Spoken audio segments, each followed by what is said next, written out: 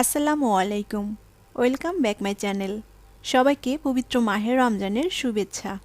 আশা করি সবাই অনেক ভালো আছেন। আজ আপনাদের সাথে শেয়ার করব রেস্টুরেন্টের স্বাদে চাইনিজ স্টাইলে চিকেন পপকর্নের একটি রেসিপি।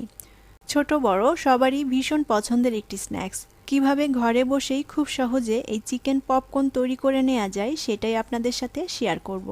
আশা করি আপনাদের ভালো লাগবে আমার আজকের রেসিপি। চিকেন পপকর্ন তৈরি করার জন্য আমি এখানে মুরগির বুকের মাংস নিয়েছি। মাংসগুলোকে আমি এরকম ছোট ছোট টুকরো করে কেটে নিয়েছি। আর মাংসটা ভালো করে ধুয়ে পানিটা ঝরিয়ে নিতে হবে। আর আমি মাংসের সাথে যে নরম হাড়টা থাকে সেই হাড় সহই নিয়েছি, কারণ এই হাড়টা খেতে খুবই ভালো লাগে। আপনারা হাড় সহ না নিতে চাইলে এই হাড়টুকু বাদ দিতে পারেন। এখন মাংসের মধ্যে যে মশলাগুলো দিব তার মধ্যে আমি এখানে নিয়েছি হাফ চা চামচ শুকনা মরিচ গুঁড়া, হাফ চা চামচ গোলমরিচ গুঁড়া, হাফ চা চামচ ভাজা জিরা গুঁড়া, 1 চা চামচের 3 ভাগের 1 ভাগ গরম মশলা গুঁড়া আর সামান্য পরিমাণ লবণ। এখন সব মশলাগুলো আমি মাংসের মধ্যে দিয়ে দিব। এবার এর মধ্যে দিয়ে দিব 1 চা চামচ আদা রসুন বাটা, আর দিয়ে দিব 1 টেবিল চামচ সয়া সস, আর দিয়ে দিব 1 চা চামচ টমেটো সস। এবার হাত দিয়ে মাংসটা ভালো করে মেখে নিতে হবে। মাংসের মধ্যে আমি যে মশলাগুলো ব্যবহার করেছি এগুলো সবসময় আমাদের ঘরেই থাকে, তাই খুব সহজেই এই চিকেন পপকর্নটি আপনারা বাসায় তৈরি করে নিতে পারেন। মাংসটা মশলার সাথে ভালো করে মেখে নিয়েছি। এখন আমি এই মাংসটাকে আধা ঘন্টা মতো রেস্টে রেখে দিব। এতে করে মশলাটা মাংসের মধ্যে খুব ভালো করে মিশে যাবে। ফিরে আসলাম আধা ঘন্টা পর। মাংসটাকে আমি আবারও ভালো করে মেখে নিব।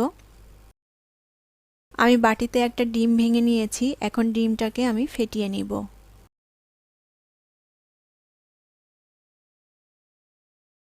এখন মাংসের টুকরোগুলো থেকে একটা টুকরো নিয়ে আমি প্লেটে প্রায় 1 কাপ পরিমাণ কর্নফ্লাওয়ার নিয়েছি। এখন এই কর্নফ্লাওয়ারের মধ্যে আমি মাংসের টুকরোটাকে ভালো করে কোট করে নিব।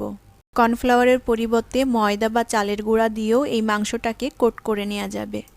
এখন যে ডিমটা ফেটিয়ে নিয়েছি ডিমের মধ্যে মাংসের টুকরোটা দিয়ে দিব।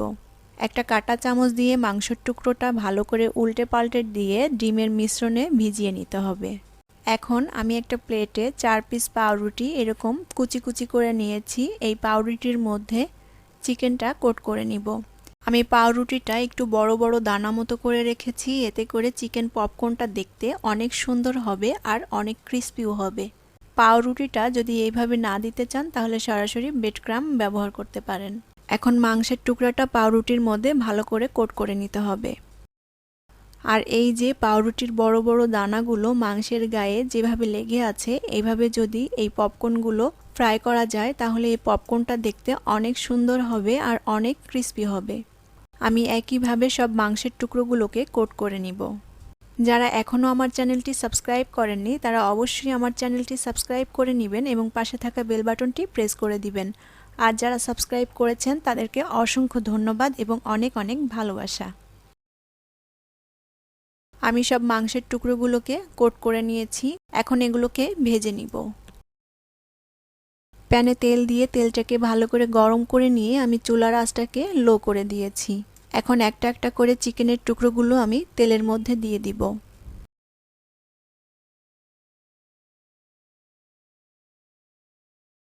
পপকর্নগুলোর এক পাশটা ভাজা হয়ে গেলে এখন উল্টে দিতে হবে।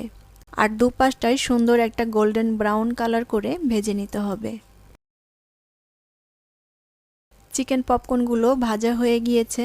এখন এটা তেল ঝরিয়ে আমি উঠিয়ে নিব আর বাকিগুলোও আমি একইভাবে ভেজে নিব।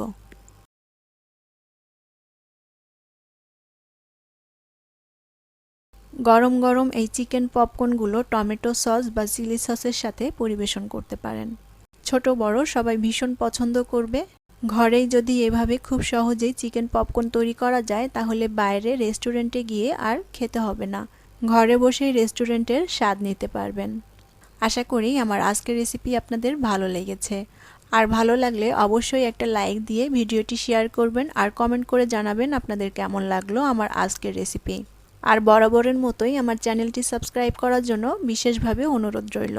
সবাই অনেক ভালো থাকবেন এবং ভালো কাটুক আপনাদের আগামীর দিনগুলো। আজ বিদায় নিচ্ছি। আল্লাহ হাফেজ।